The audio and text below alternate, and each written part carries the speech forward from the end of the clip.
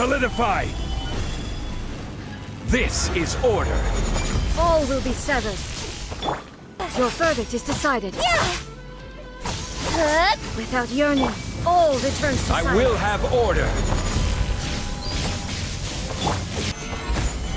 All will be severed. This world, a fleeting shadow.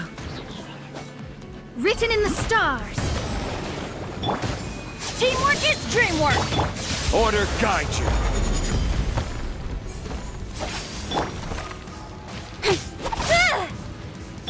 This world, a fleeting shadow.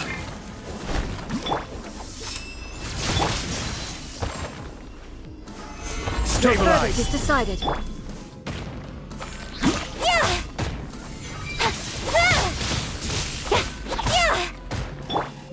This is order. This world, a fleeting shadow. Decided by destiny.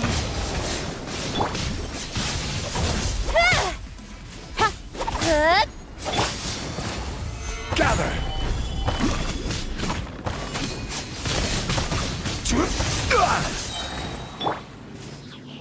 Your verdict is decided. I will have order.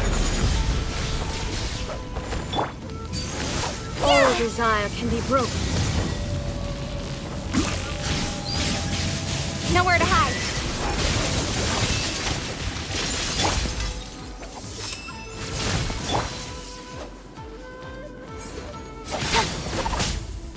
This world, a fleeting shadow. Nothing to fear. This is order. Gather. Written in the stars. Everybody stand back! All will be severed. This world, a fleeting shadow.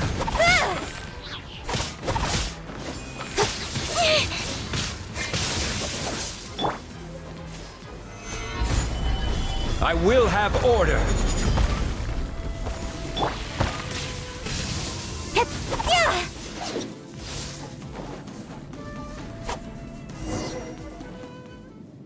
You've lost, eh? Yes, I have. Why can you not trust your people, and in the power of their ambitions? These ambitions have transcended space and time. They are something that no one can snuff out. Is this the lesson you learned from your journey in Liyue? There are nations where humans cast their god aside and stride forward? So are we to just abandon the notion of progress for the sake of wishful thinking?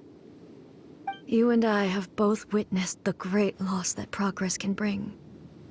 Eternity.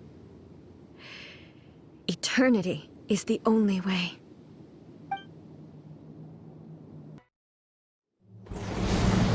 When lightning flashes, it casts a shadow. My name means shadow. With my blade, I purged all obstacles to progress.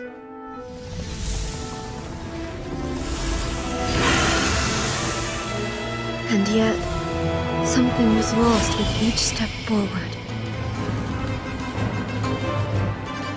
In the end, I even lost her. The tales are still retold in the shade of every Thunder Sakura. But the wounds left on our nation by that terrible loss still ache. Never stop searching, even if only for a brief flash of light. If nothing else, we have the present moment.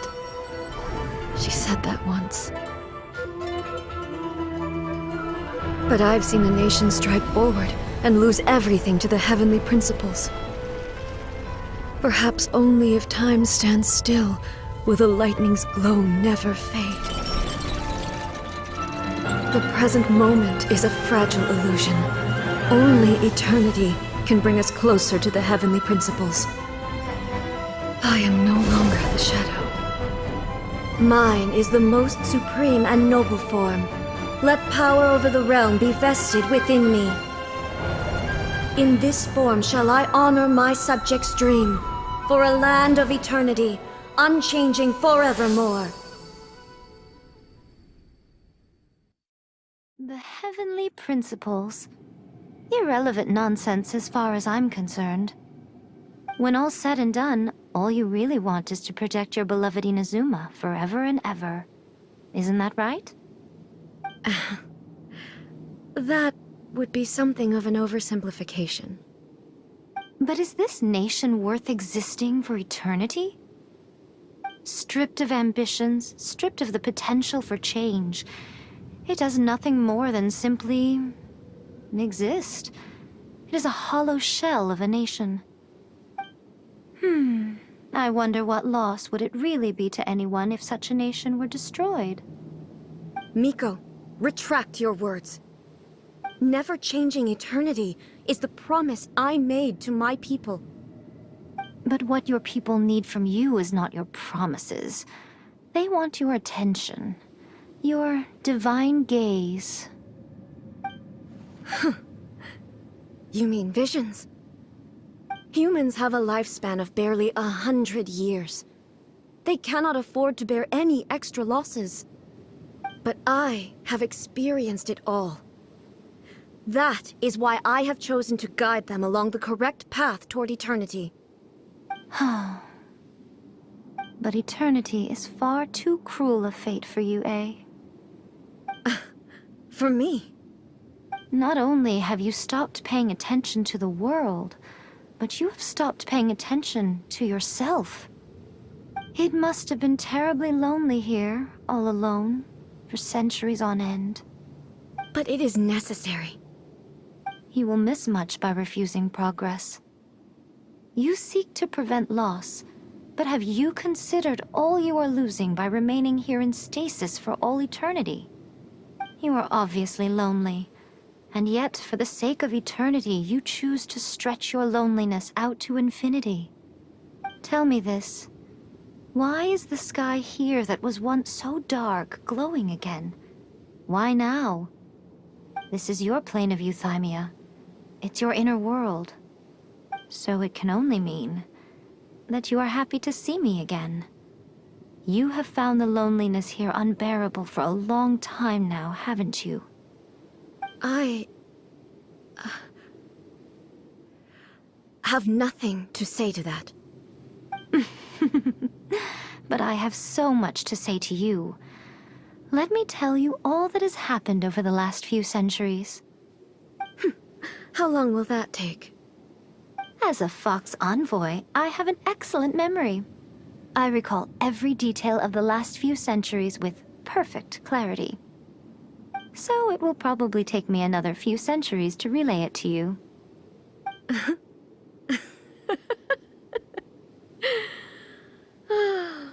Miko, I never thought I would have the chance to meet with you like this again.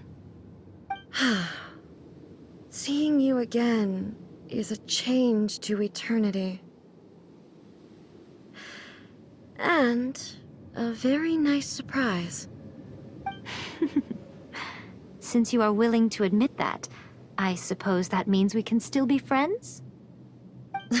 What a childish conversation this is. Anyway, now that I have been defeated by you and your plan, I will honor your wish to abolish the Vision Hunt Decree. But, with regards to eternity, and the question of whether this nation should move forward, I need time to give it some thought. You are the one who's been acting like a child from the very beginning.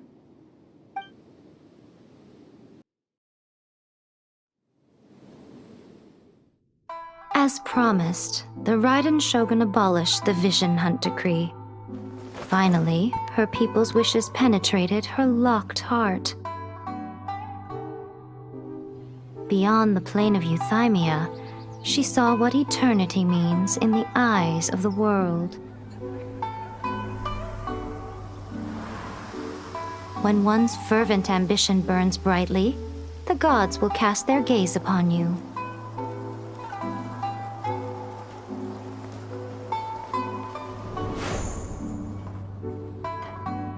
Some ambitions have the power to heal wounds, to bring victory, to inspire hope.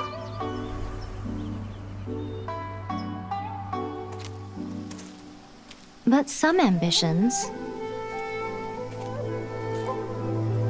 outlive their masters long after the soul ascends.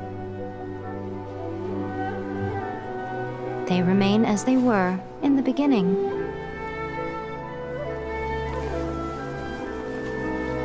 Burning bright and true for all eternity.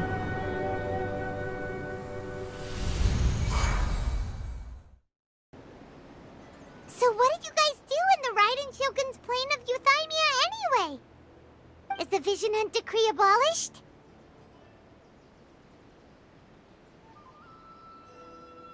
Oh, gotcha. Paimon was super worried, you know. So, maybe the reason Yaimiko is looking for us now is because she wants to thank us. Let's go find her.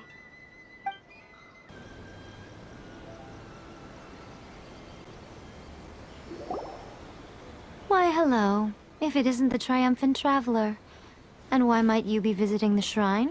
A sign of piety, perhaps? You literally told us to come meet you here! I was just joking. I've been waiting for you. Seems like someone's in a pretty good mood. Mm-hmm. Catching up with an old friend I hadn't seen in years was truly delightful. By the way, I heard that you had a duel before the throne, with a Fatui Harbinger no less. Courageous and astute. I must say, I am most impressed. Defeating Signora head-on in a duel means that your strength exceeds my expectations. Still, you did end up victorious. I gather congratulations are in order. Sure feels good to finally thwart the Fatui plan for once. They caused plenty of trouble along the way, but at the very least, they didn't get their hands on another Gnosis. Wait a second. Did you say Gnosis? As in, the little thing that looks something like a chess piece? Yep, that's the one. You've seen one too? Gnosis belong to the Seven. They're what keep them connected to Celestia. Oh. What's wrong? I handed that over. You did what now? Well, how else was I supposed to save your skin from the balladeer exactly? The balladeer is number 6 of the Fatui Harbingers. In terms of strength, he is superior to Signora. I'm not the kind of person who risks life and limb for any old reason. For once, Paimon just does not know what to say. After A created her puppet vessel, she no longer had anywhere to put it. As her erstwhile closest friend, A handed it over to me, and I've kept it in the Grand Narukami Shrine ever since. She no longer needs the power of the Gnosis, and in any case, she tells me she has severed ties with Celestia. Thus the Gnosis became not only useless, but also a potential source of conflict.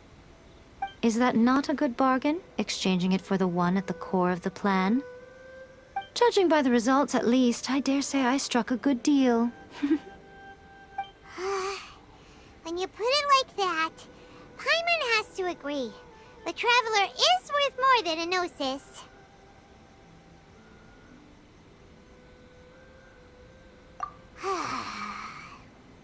Well, what's done is done.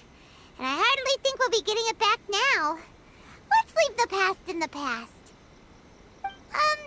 So anyway, you still haven't told us why you called us here today. It's to thank you. Really? You intend to travel all over Teyvat, and the time has come for the Inazuma leg of your trip to come to an end, has it not? As a mark of my gratitude, I will answer any questions you may have about the road ahead or the events of the past. What would you like to know about? I'm surprised an outlander like you is aware that there was once a change of Electro Archon. Few citizens of Inazuma are aware of this. Morax told us. He said that the Electro Archon Ball has passed away. Yes. The truth of the matter is that there were two twin gods, Baal and Beelzebul. Twin gods? They won the Archon War together, and when Baal established the shogunate, Beelzebul became her Kagemusha, or shadow warrior. In other words, she acted as Baal's body double. Beelzebul is A, with whom we are now both acquainted. Baal's name was Makoto. As far as the world was aware, there were not two, but one. They complemented each other, and they ruled Inazuma jointly, so there was no need for the public to know the truth. In fact, the name Baal and the title of Raiden Shogun was understood to refer to both of them. Right up until... Until what? Makoto died several hundred years ago in a war that I was not personally involved in. Since then, A has assumed the shogunate.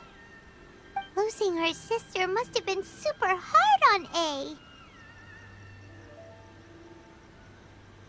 That was when A began to change. Makoto was her greatest loss. Paimon feels like she understands A a lot better now after finding that out.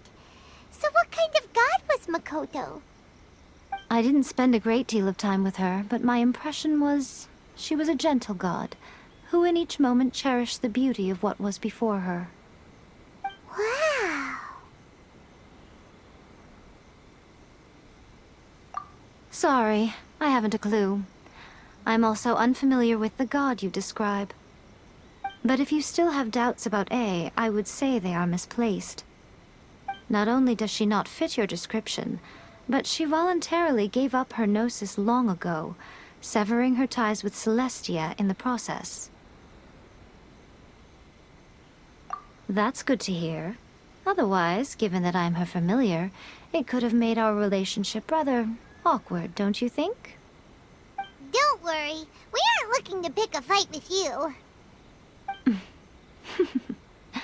I wish you the best of luck. May you soon discover the truth behind it all. As for your brother's whereabouts, I will use all the resources at my disposal to investigate it, and I will also borrow some of Ayato's people from the Shiumatsuban. I'll let you know if I find out anything. Consider it part of my means of thanking you. After leaving Inazuma, I think it would be easiest for you to go to Sumeru. Ooh, Sumeru! We've run into loads of scholars from there on our journey so far. Yes, well, Sumeru is the land of the god of wisdom, where the quest for wisdom and knowledge is never-ending. But their obsession gives rise to some truly inexplicable things. For example, in Sumeru, knowledge is holistically managed as a resource. Knowledge is a resource? Yes. I don't know whether it was the sages or Lesser Lord Kusanali who came up with the idea. Lesser Lord Kusanali? That's a cute name. Oh, you haven't heard. Lesser Lord Kusanali is the deity in whom the people of Sumeru place their faith. It's their chosen term of endearment for her.